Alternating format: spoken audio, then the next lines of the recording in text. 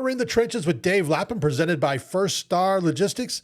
The Cincinnati Bengals took to the field at Paycor Stadium today, practice number 12 in this preseason as they get ready for the Tampa Bay Buccaneers on Saturday evening. Dave Lapham was on hand for practice. And Lap, we got to start. The first thing everyone's wondering about is the status of wide receiver Charlie Jones, who went down and was carted off today.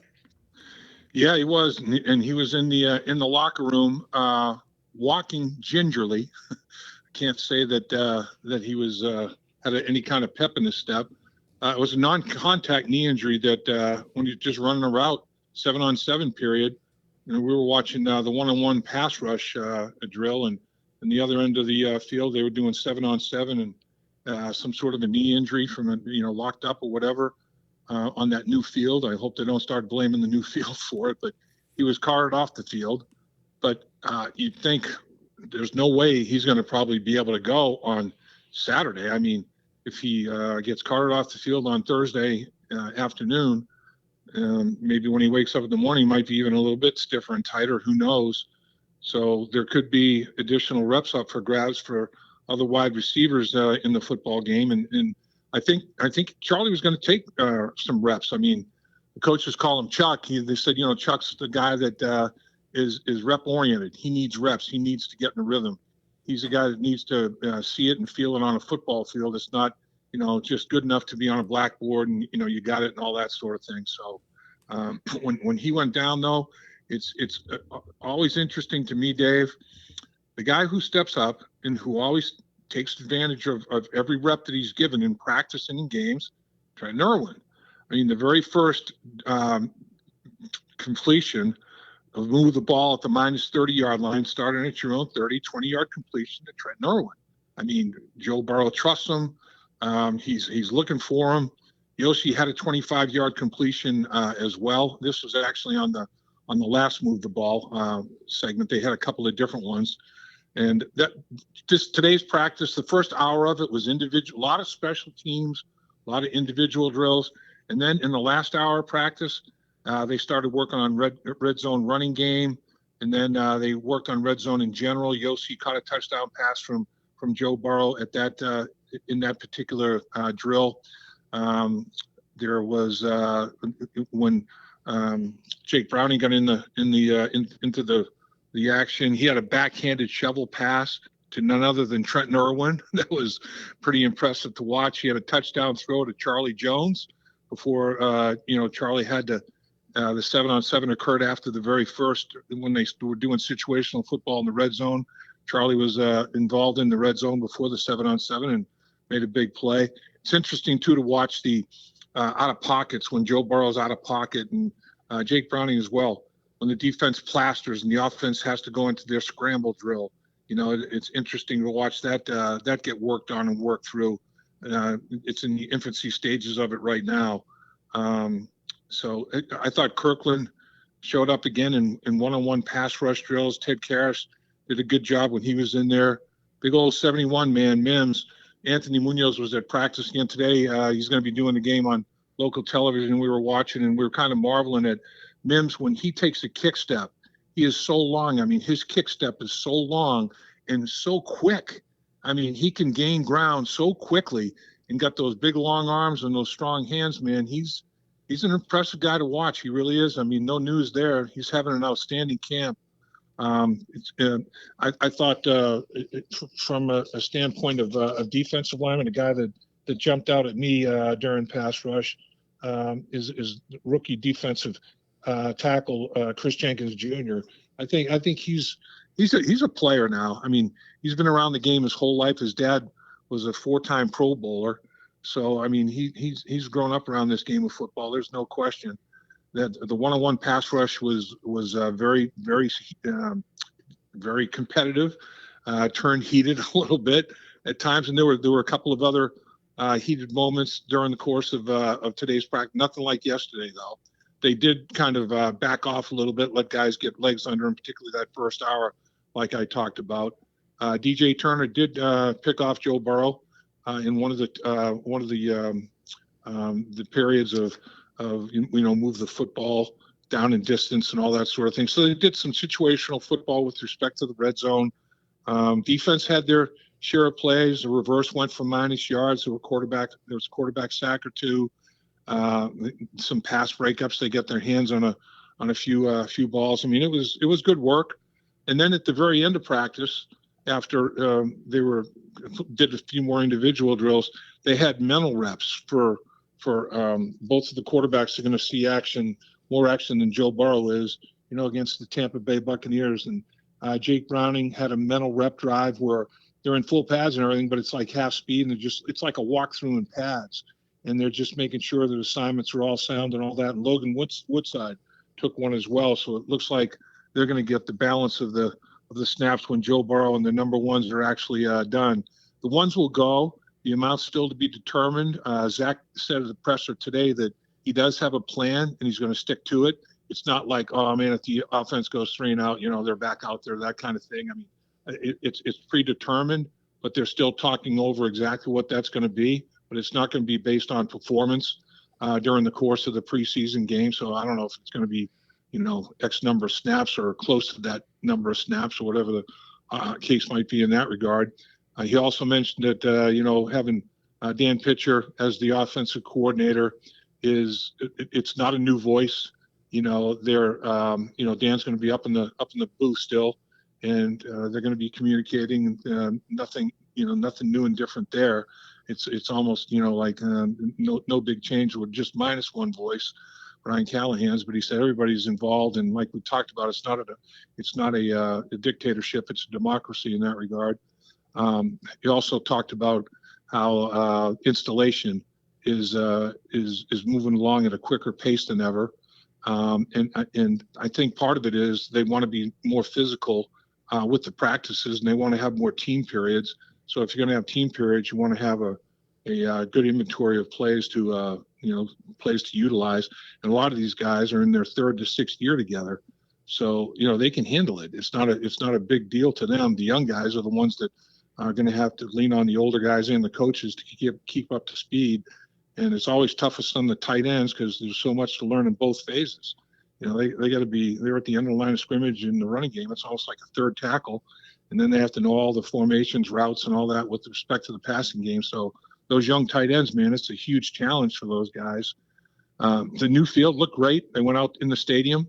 We talked about it yesterday. They're going to have practice on the new field, and everybody wanted to get a feel for what it was going to be like, what kind of cleats to wear, and all that sort of thing.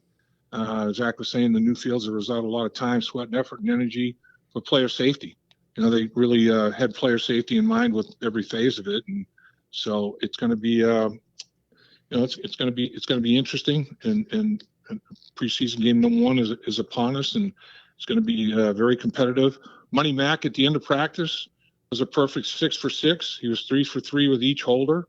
The longest was from 47 yards, and he continues to have a very, very sound, solid training camp. And it sounds to me like Justin Riscotti, the pass game coordinator, is going to be up in the booth as well. So it's going to be interesting. I don't know if it's going to stay that way. I think it might be in a little bit of an experimental stage with who's up and who's down. That's what a lot of teams with new members to a coaching staff, will do. They'll experiment with that a little bit. But so a lot of things to work through and work on in the first preseason game for sure.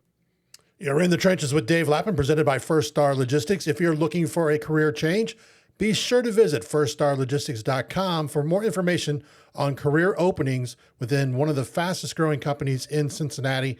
And as Lapham, I can tell you, a great place to work at. The Lap, we talked yesterday about new players being signed. And again, another player, defensive tackle Carlos Davis, a 2020 7th-round draft pick of the Pittsburgh Steelers. He played in 12 games over 3 years, was out of the NFL in 2023. This spring, he played for the Birmingham Stallions of the UFL.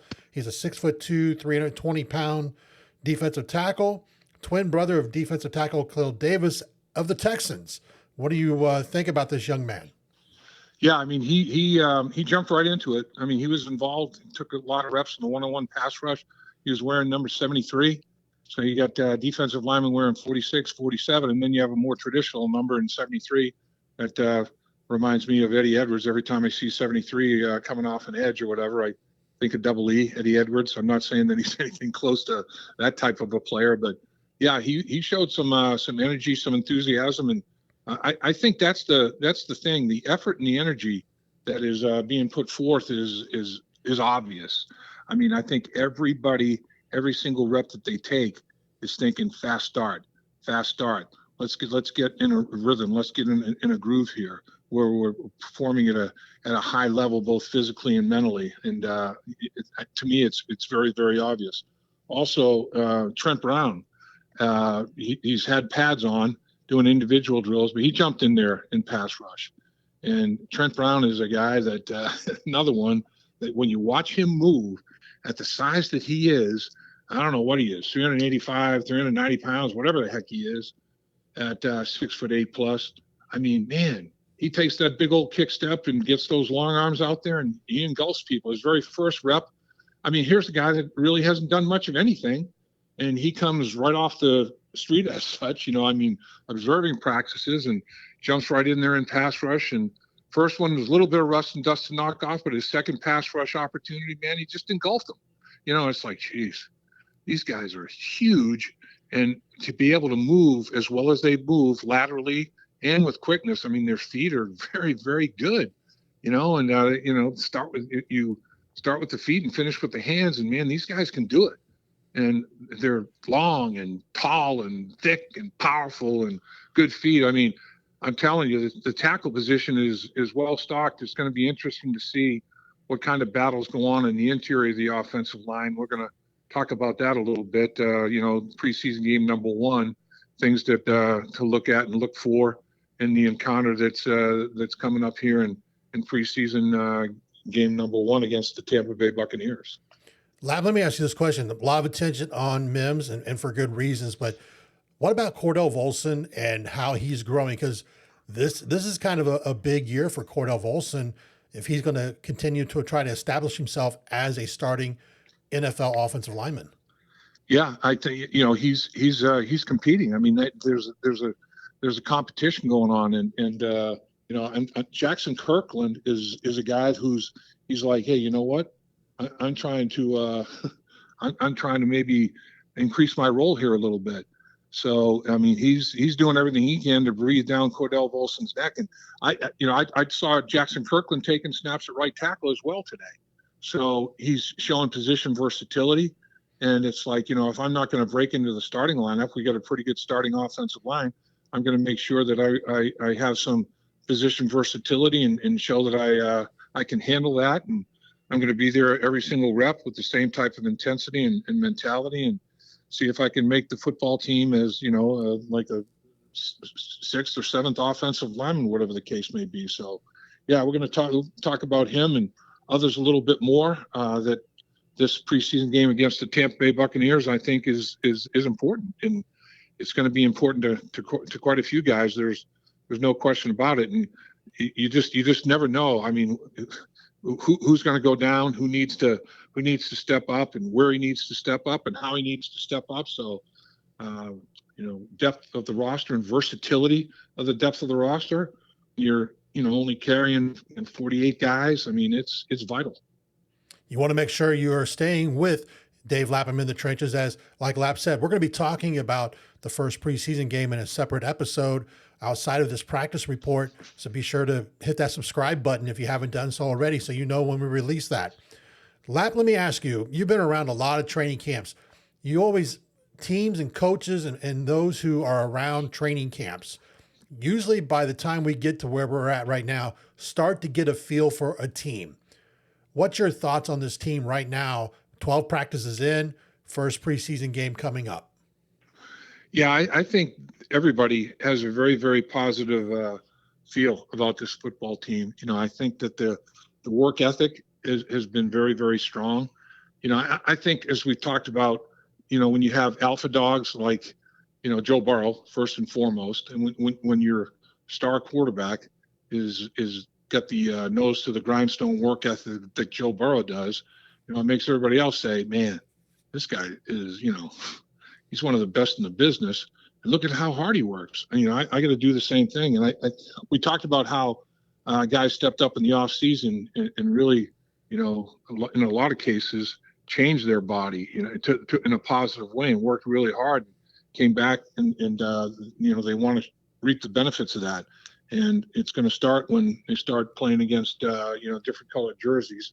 And I do think right now they're at the stage of training camp where they've had enough of each other.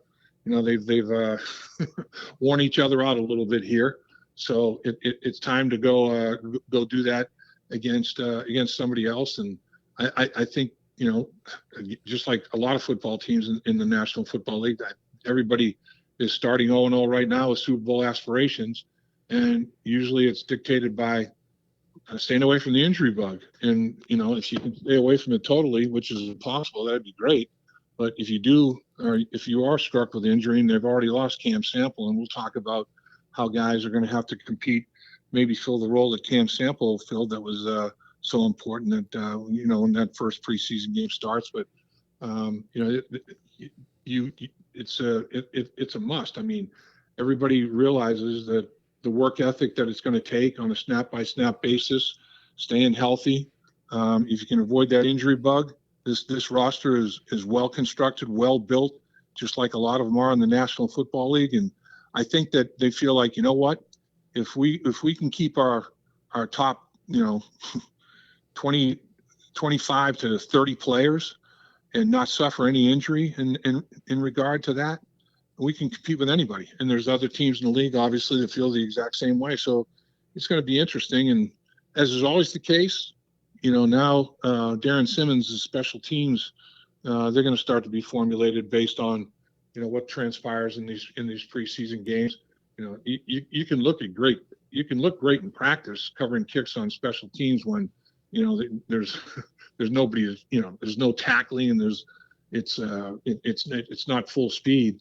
When the bullets start to fly, that's when guys separate themselves a little bit, and that'll be another thing to monitor as well. Who's going to step up and get things done in special teams to the back end of that roster. You've been in the trenches with Dave Lapham, presented by First Star Logistics. Do us a favor, hit that like button on every video that we put out. Also, subscribe to In the Trenches with Dave Lapham if you haven't done so already. We also want to take this time and say, we stress, please leave comments. We love to see the comments on every video we put out to see what's on your mind. Until next time, this is Dave Burke for Dave Lapham. Hooday. Hooday, Dave. Dave Lapham here, and every day I am grateful for my experience to have played professional football. As a player, I realized self-motivation, leadership, and appreciating your teammates are key. At First Star Logistics, you can use those same attributes to create the life you want for you and your family. Build your future by working hard like I did. You'll see results both on and off the field. Call First Star Logistics today and be part of our winning team. Opportunity knocking.